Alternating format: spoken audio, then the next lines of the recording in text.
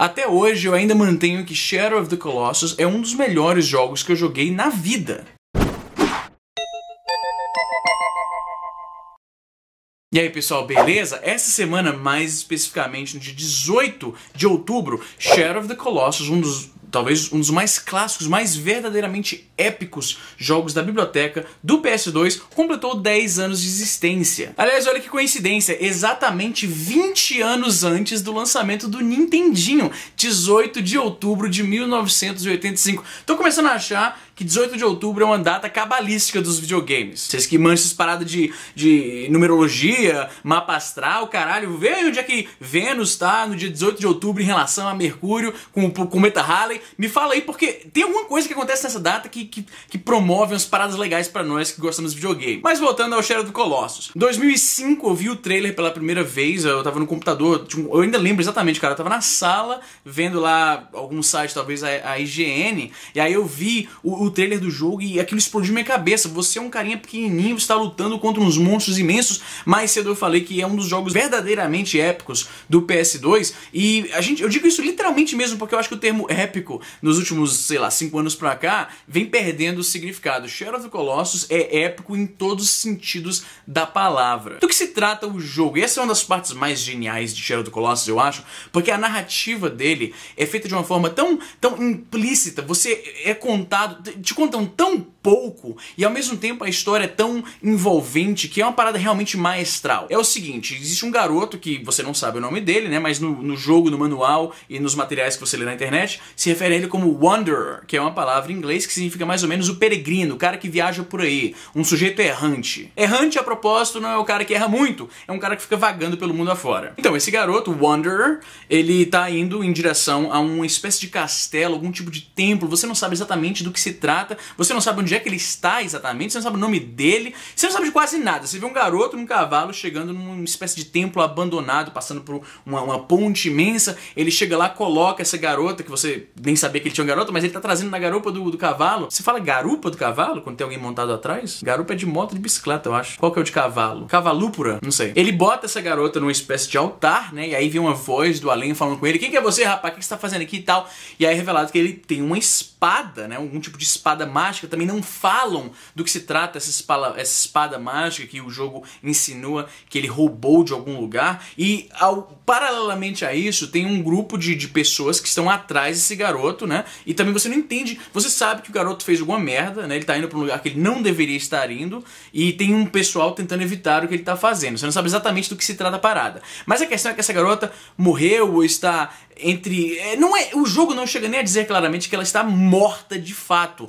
Isso é uma parada que é bem característica de toda a narrativa do Shadow of the Colossus. As coisas não são muito entregues na sua cara. E que isso é uma coisa que geralmente me frustra um pouco, né? Quando a narrativa, o autor tá tentando ser muito misterioso, muito cheio de segredinhos e coisas sem explicação. E às vezes isso me incomoda um pouco. Não foi o caso com o Shadow of the Colossus. Então o garoto fala pra ela, olha, essa menina aí tá fudida, eu preciso trazê-la de volta à vida, né? E falaram pra mim que você é essa entidade que fala com ele através de uma espécie de clarabóia no topo desse templo. Falaram pra ele que essa entidade pode resolver o problema dele. E ela fala, é o seguinte, você tem que destruir esses 16 ídolos, né? 16 estátuas que estão lá nas laterais desse templo. Só que você não pode simplesmente destruir as estátuas porque elas são indestrutíveis. Você tem que destruir o avatar delas, que são os monstros que dão título ao jogo, os Colossos. E aí esse garoto, que você não sabe quem é, pra salvar essa menina que você também não sabe quem é, você não sabe se é família, se é alguém da família dele, se é uma namoradinha dele, você não tem a menor noção do que se trata a parada. Você não sabe quem é esse tal de Dormin, que é o nome da entidade também. Você não sabe nada da história, você só sabe esses 3 detalhes. Tem um garoto tentando salvar a menina e parece que ele tá vendendo a alma dele pro diabo, por assim dizer. Vai fazer algum tipo de missão que ele provavelmente não deveria estar fazendo. E aí entra o gameplay de Shadow of the Colossus. Na época que ele foi lançado, muitas pessoas definiam o jogo como basicamente 16 lutas contra chefões. E essa descrição tá bem apropriada, porque não tem um gameplay intermediário, né? Você mata um chefão, e aí você procura o outro chefão, e aí você mata ele de novo. O máximo de gameplay que você tem entre essas batalhas com os chefões, né, os colossos, é a navegação, você chegar lá onde eles estão, porque você sabe mais ou menos a direção deles, né, aquela espada mágica, quando você levanta ela no sol, ela meio que focaliza os raios numa espécie de laser apontando lá onde é que os caras estão, né, os colossos, caras. Os primeiros colossos são mais ou menos um tutorial, então eles são relativamente simples. À medida que você vai avançando no jogo, os colossos, além daquela parte meio de batalha, de ação, tem também um certo elemento de resolução de quebra-cabeças. Você tem que descobrir como exatamente você monta no Colossus para começo de conversa. Às vezes você olha pro bicho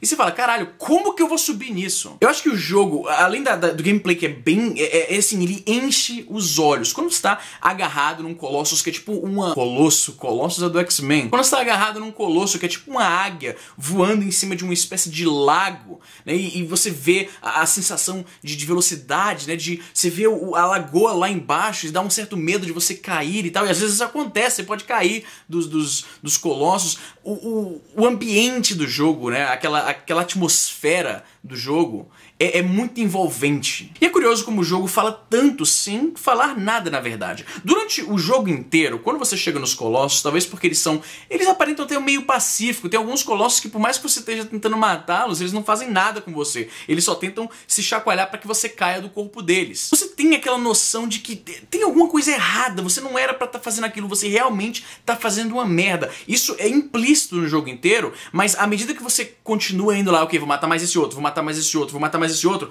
você fica com aquela... dá uma certa pena dos colossos que novamente não falam nada. Alguns deles, na verdade todos eles, não têm grandes expressões no rosto, além dos olhos que mudam de cor.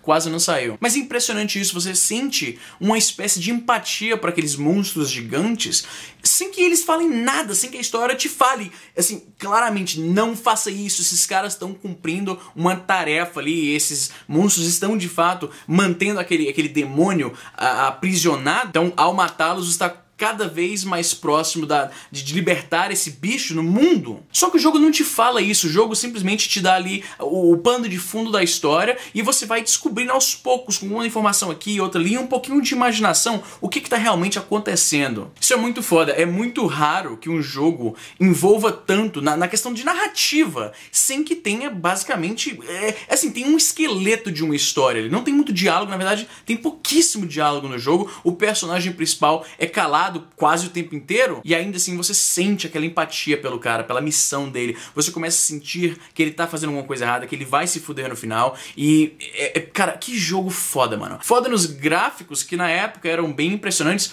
embora eu tava revendo uns gameplay no YouTube, cara, e tinha momentos que o frame rate do jogo caía assim pra 15...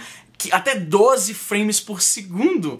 E eu lembro que na época eu não lembro de muitas publicações de videogame falar muito sobre isso, porque o jogo é tão fenomenal que você deixa passar, até porque ele tava ali no limiar do que o PS2 podia fazer. Então, fazer o que, né? O jogo saiu novamente pro PS3, tem uma versão, uma espécie de remaster. Tem também uma versão do Ico, que é um jogo que foi lançado pelo Team Ico, que é essa empresa que fez o Shadow of the Colossus. Foi lançado anos antes, e quando você chega no final de Shadow of the Colossus, muito do jogo fazia alusão ao mundo de Ico. A parte estrutural, a parte arquitetônica, eu diria, as roupas que alguns personagens usam. Tem várias pequenas referências que te dão a dica que aquilo se passa no mesmo universo. No final de Shadow of the Colossus fica a sugestão, e novamente eu digo sugestão porque o jogo nunca te dá nada muito claro, ele nunca te fala explicitamente o que está acontecendo, mas há a sugestão de que o personagem de Ico, né, o jogo anterior deles, é na verdade um descendente do protagonista de Shadow of the Colossus. Então, para concluir, Shadow of the Colossus é um jogo verdadeiramente foda. Você deve a si mesmo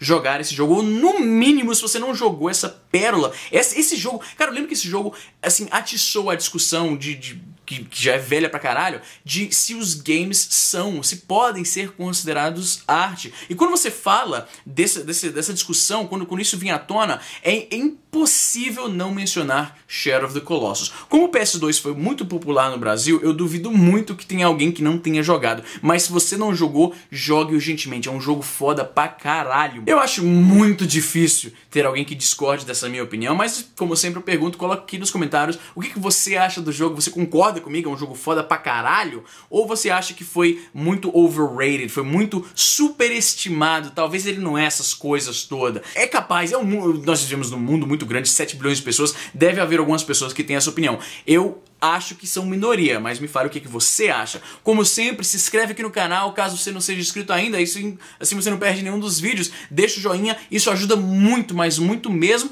e eu vou ficando por aqui. Até a próxima, pessoal!